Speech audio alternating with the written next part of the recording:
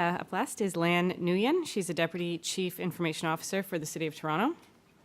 In this role, Lan provides executive leadership in the planning and implementation of the city's large-scale business transformation initiatives and provides leadership direction in building new IT capability and capacity in business intelligence, business and data analytics, and mobile computing to meet the increasing demands of the public. Previously, Lan was the Director of Business Enablement and Client Services at the city. Always tough to be the last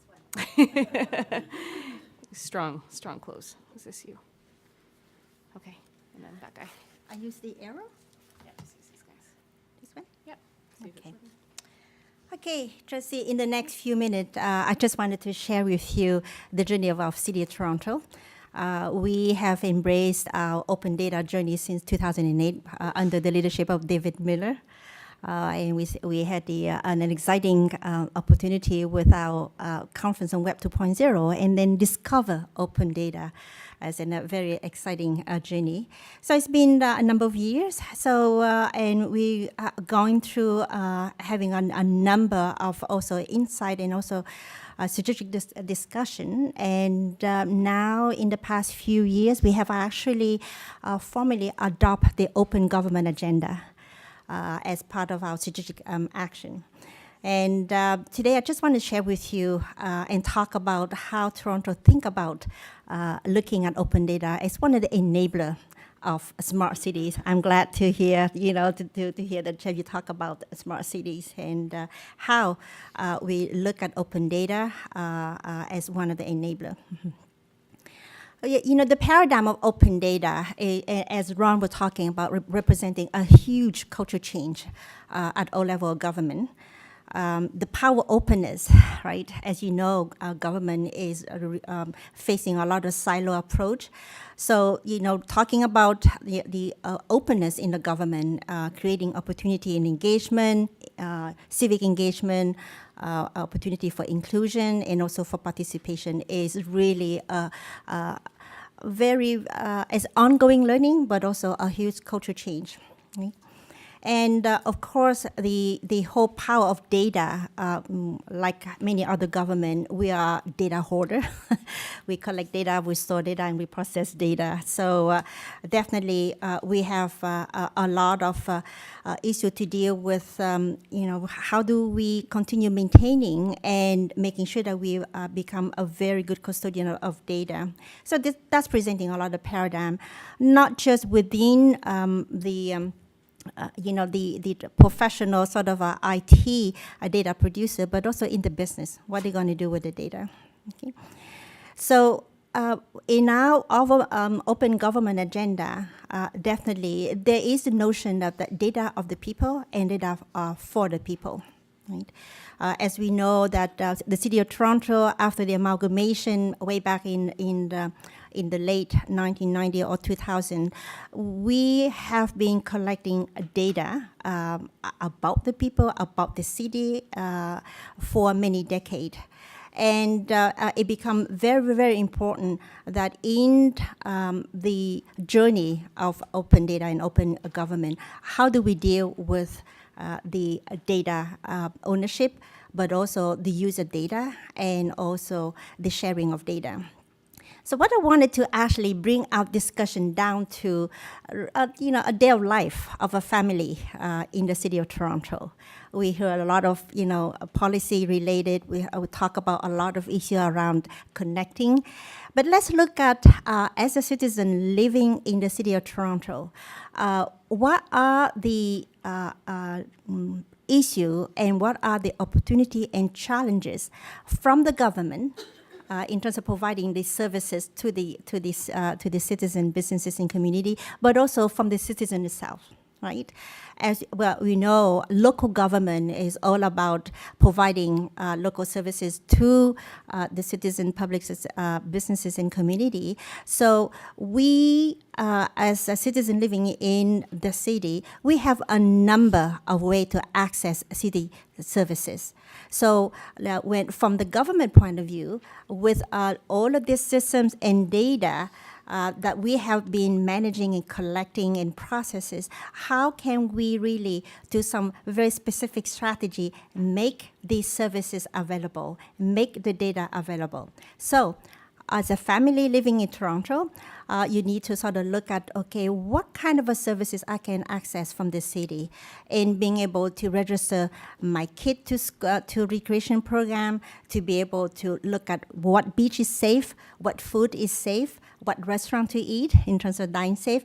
We have really started to actually get into a new era of making services available to the local citizen in a way that are much more innovative, but also very, very critical in order to help the citizen to being able to be more self-serving, because they say they're very, very savvy consumer. So a day in life in a family of Toronto span over different lenses. As a citizen living in the city of Toronto, I like to be able to know how my tax dollar is being used. How do I know from my family home, you talk about collecting waste. How do I know that the environment that I'm living, the environment that my kids are growing also would actually be the one that I'm expecting? How do I also look at in the whole space of family support and employment, because from generation to generation, from my kids to myself to my parents, what are the services that I can expect from the city, from the local government, and also, in fact, from 3 levels of governments. So it brings a challenge from the city. How do we actually reach and being able to achieve the whole service bundling and the service integration to data? Because as we know, we as a local government, at all levels of government, we are notorious silos of data producer. And therefore, the challenge for many, many decades is the ability to share with among ourselves, but also within the city. Right? And government does have various roles in the open data. We are provider, we collect, we store, we process, and we trying to do anything to do with to improve the data quality. But also, we see ourselves more and more that we are catalysts to really foster an open data culture, to our open government agenda. Also being able to foster a thriving data ecosystems. Very similar to what also Andy was referring earlier, and being able to foster innovative development and commercialization of open data. We also are big user of data, and also it's important for us to being able to continuously improve the data through all the big data strategy, looking at the data inventory, and being able to improve our service delivery. Definitely we have challenges with tool, with resources, with skills and experience. But as a user, similar to the public, we need to make sure that we continuously improving using open data from our decision-making process. One of the very important roles that we see ourselves is also the public trust, the confidentiality, and making sure the standard and policy around open data are communicated, but also adhere and also develop accordingly. And making sure that rule for internal use of data, around talk about the government, our biggest user of data. Yes, we are, but on the same time, as the increasing development and publishing of open data, we have to really make sure that our policy making and standard are there, to protect the public trust. Okay.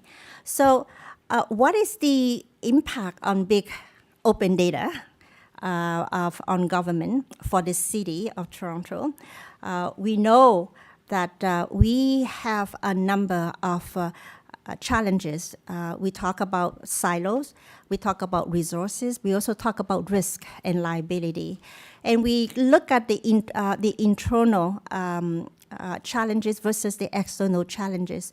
And this is really going to be part of the open data work plan in the next few years in being able to come up with policies and standards and engage communities, engage in stakeholders to help to deal with challenges. Similar to what Ontario is journey, we're going to be embarking as well a number of very specific initiative. One of the most recent initiative we talk about, and my colleague from clerk office is here, is open government by design. So that any program planning and design, any system planning and design implementation really need to look at the number of principles: accessibility, privacy, confidentiality, right? In order to, and information management, in order for us to really being able to achieve the goal that when the data is ready, is also ready for publishing, right? We, from an opportunity point of view, I like to sort of invite all of us to think about city as a data capital. Because really data is a precious commodity. Yes, we have to work hard to make sure that we can have a return investment on this capital. Like Barcelona or Songo, I think the whole economic development and the whole quality of life is really presenting an exciting opportunity for our city across North America and around the world. So City of Toronto, with a very keen interest in meeting our goal of open government, we really wanted to, in the next few years, embrace and work hard to achieve our goal. So specifically, yes, we wanted to start establishing some data standard. We are going through right now a huge exercise of data inventory.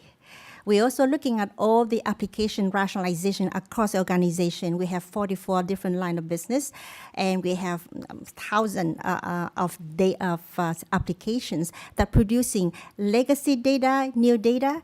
We have data on paper. We have data on also digital, and also on different multimedia. And we found out 40%.